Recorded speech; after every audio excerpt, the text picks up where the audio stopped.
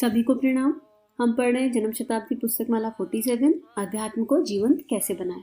आइए आंखें बंद करें, परमेश्वर का, परमपिता का, अपने गुरु का आवाहन करें, उनको अपने हृदय में, अपनी भाव संवेदनाओं में स्थान दें और उनसे प्रार्थना करें कि अब हमारा जीवन आप ही बन जाइए। आपने हमें प्रार्थना की अद्भुत शक्ति सिखाई, प्रार्थना के बारे में दिव्यता से समझाया। अब ये प्रार्थना भी आप ही बन जाइए। आप हमारा सर्वस्व है और हमारा सर्वस्व बन जाइए। आपका दिया हुआ ये प्रेम का, ज्ञान का प्रकाश हमारे और सबके अंतःकरण को प्रकाशित करे। यही एक प्रार्थना, और इसी प्रार्थना से एक गायत्री मंत्र जिसकी वाइब्रेशन अनंत से अनंत तक फैल रही है। ओम भूर्भुवः स्वाहा तत्सवितुर्वरेण्यं भर्गो देवस्य धीमहि धियो यो नः प्रचोदयात्। पिछले स्वाध्याय में गुरुदेव हमें प्रार्थना के बारे में समझा रहे थे कि प्रार्थना वो है जिसमें प्राण हो। प्रार्थना से काम नहीं बनेगा, खाली प्रार्थना करनी इंपॉर्टेंट है। जैसे टिकट चेकर के पास जाकर, टिकट की विंडो पे जाकर टिकट खरीदना इंपॉर्टेंट है और उसके लिए हमें बोलना पड़ेगा कि हमें यहाँ से यहाँ तक का टिकट चाहिए।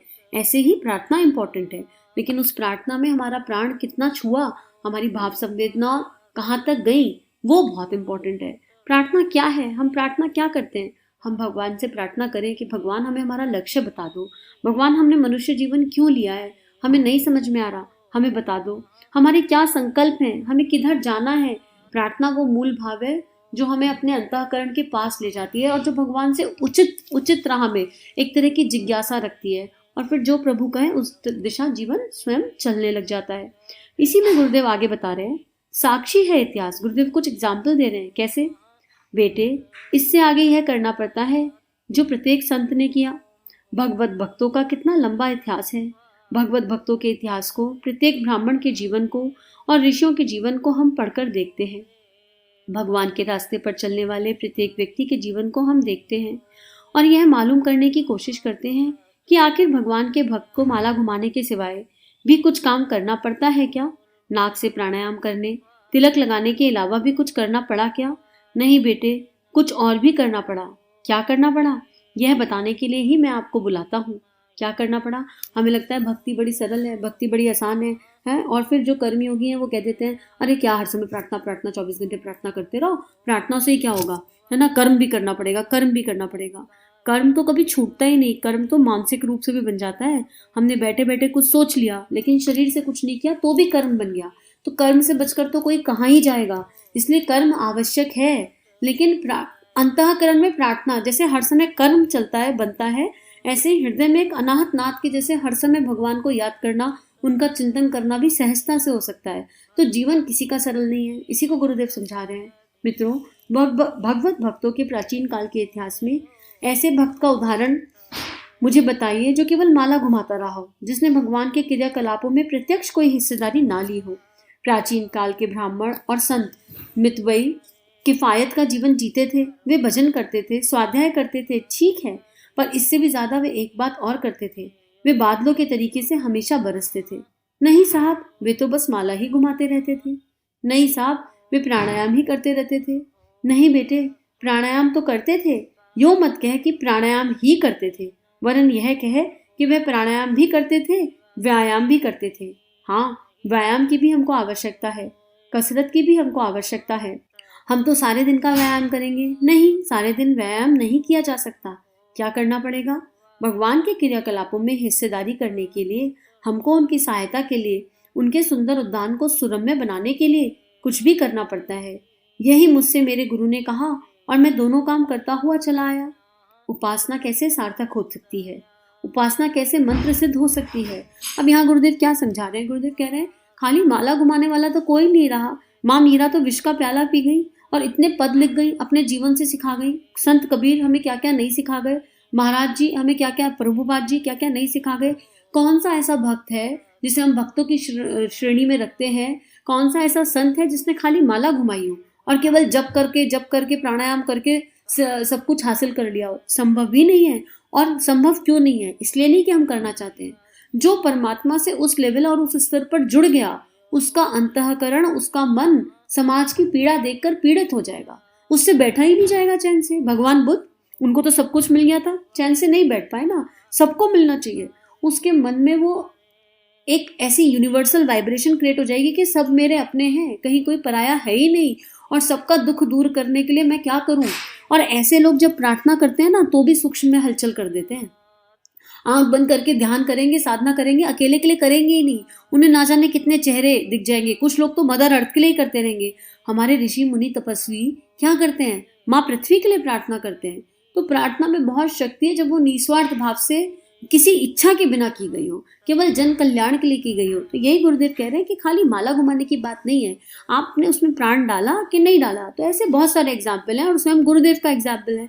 गुरुदेव चाहते तो 6 घंटे 66 माला गायत्री मंत्र की कर ली, उसके बाद उनको क्या पड़ी थी क्षेत्र में निकलने की, इतना सारा स्वाध्याय लिखने की, हम लोगों के लिए इतना ट्रांसलेशन करने की क्या आवश्यकता थी, इतने सारे कार्यक्रम निकालने की। हर पैरामीटर पर गुरुदेव ने ध्यान रखा।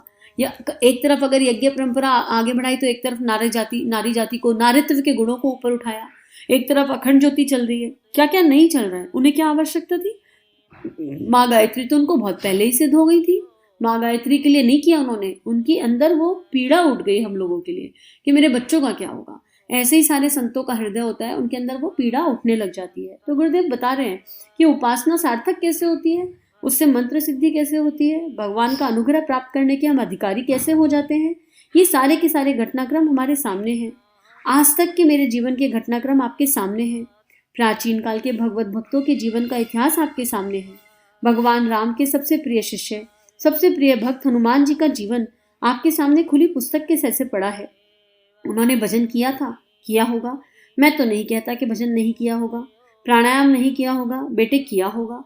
लेकिन सबसे प्यारे भगवान के भक्त हनुमान जी की उपासना, उनके जीवन की पुस्तक खोलकर आप पढ़िए। उनकी एक ही क्रम रहा, राम काज कीने बिना मोहि कहाँ विश्राम। राम नाम ही काफी नहीं, राम का काम भी करना पड़ेगा। मेरी भावनाएं बहुत तीव्र हो गई, बहुत तीव्र हो गई, और उस तीव्रता के साथ मेरे मन में रोना आ रहा है। हे प्रभु, तुम्हारी दुनिया इतनी दुखी क्यों है, इसके लिए मैं कुछ करूं। और मैं पूरे दिन रोते रहूं, लेकिन उस दुनिया के लिए कुछ करने के लिए बाहर ना निकलूं। किस स्तर पर बाहर निकल रहे हैं ये इंपॉर्टेंट नहीं है। गिलहरी ने भी अपना रोल प्ले किया था, लेकिन बाहर ही ना निकलूं और रोते बैठूं तो उससे क्या होगा, उससे कुछ भी बनने वाला नहीं है। इसीलिए प्रार्थना उपासना का एक हिस्सा है, प्रार्थना साधना का एक हिस्सा है। प्रार्थना ही साधना है, और ये दोनों हो जाएंगे तो आराधना अपने आप हो जाएगी। क्योंकि प्रार्थना करने वाला जान खुद बाहर नहीं निकलता। देखो, प्रार्थना करने वाले का ना मैं विलय हो जाता है, अहंकार विलय हो जाता है। बाकी तो परमात्मा जाने, प्रभु ही सबका देख रहा है और आप अपना अंतःकरण खुद जान रहे हो, पर मोस्टली उनका ईगो विलय हो जाता है। उनके अंदर कर्ता भाव नहीं रहता। उनको एक प्रार्थना करते करते ऐसा लगता है कि अंदर से उनके भगवान ने कुछ कहा और उन्हें वो काम करना है, और वो काम ऑटोमेटिकली फिर हो जाता है। तो उन्हें अच्छे से पता होता है कि आई एम नॉट द डूअर। सामने वाले को चेहरा कोई भी दिखाई दे।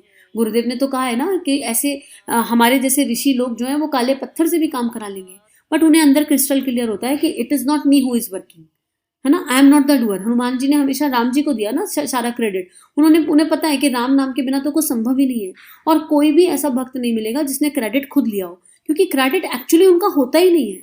वो तो उनके अंदर जो भगवान की कृपा से प्रार्थना की विकल्प भाव जागृत होती है, उस भाव के आधार पर कुछ यूनिवर्सल मैसेज वाइब्रेशन मिलती है। अब तुलसीदास जी ने इतनी बड़ी रामायण लिख दी तो क्रेडिट थोड़ा लिया, लेकिन किसी शक्ति ने तो आके लिखवाई ना, वो किसी ने तो आके वो दोहे बनवाए। मीरा जी इतने दोहे लिख गई, कबीरदास जी इतने दोहे लिख गए, जिनको हम आज भी जिनसे सीख रहे हैं, वो कहाँ से आए? किसी ने तो वो लिखवाए होंगे ना। कोई तो शक्ति होगी जो उनके अंदर प्रवाह बन के बह गई, तो उनका परमात्मा उनके माध्यम से प्रकट हो गया, क्योंकि उनका परमात्मा श्रेष्ठ था।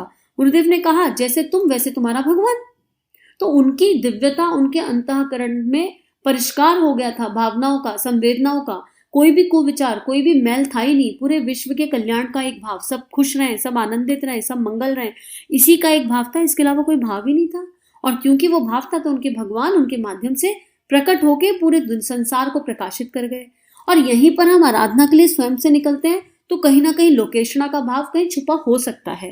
हो ये जरूरी नहीं है, पर चांसेस हैं, और इसकी चेकिंग करते रहना चाहिए। और भगवान को रोज समर्पित भी करना चाहिए कि भगवान हमको नहीं पता अब ये गठरी अच्छी है या बुरी है, ये गठरी पुण्य की है या पाप की है, हमें दोनों में से किसी से कोई लेना देना नहीं है, पर ये गठरी जैसी भी है अब आपकी और आपको समर्पित है। ये प्रार्थना तो चल ही सकती है ना। तो आज गुरुदेव इतना सुंदर समझा रहे हैं, थोड़ा पढ़ कम ज्यादा रहे और बात ज्यादा कर रहे हैं, पर इस सत्संग में ना आनंद आ जाता है, क्योंकि एकदम एक रियल फीलिंग आती है ना कि हम लोग साथ में बैठ के पढ़ रहे हैं। और वो रियल फीलिंग की वजह से कई बार क्या होता है कि एक्सप्लेनेशंस थोड़े ज़्यादा की तरफ चले जाते हैं, और एक्सप्लेनेशन नहीं है, बस मन के भाव है, जो भाव का कोई वो नहीं है ना, बांध नहीं है भाव पे, वो बहते हुए चले जाते हैं। तो उसके लिए क्षमा प्रार्थना। लेकिन फिर भी एक प्रार्थना कि हम सबके जीवन में प्रार्थना का सुख आए, अगर गुरु इच्छा हो तो हम सब प्रार्थना के आनंद को अनुभव कर पाएं।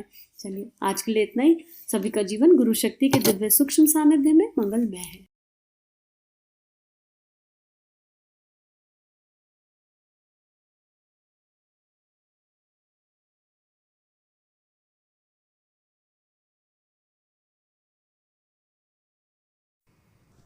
हमारे YouTube चैनल को सब्सक्राइब कीजिए और बेल आइकन पर क्लिक कीजिए ताकि आने वाली सभी वीडियो की नोटिफिकेशन आपको मिलती रहे। आप सभी को बहुत बहुत थैंक यू।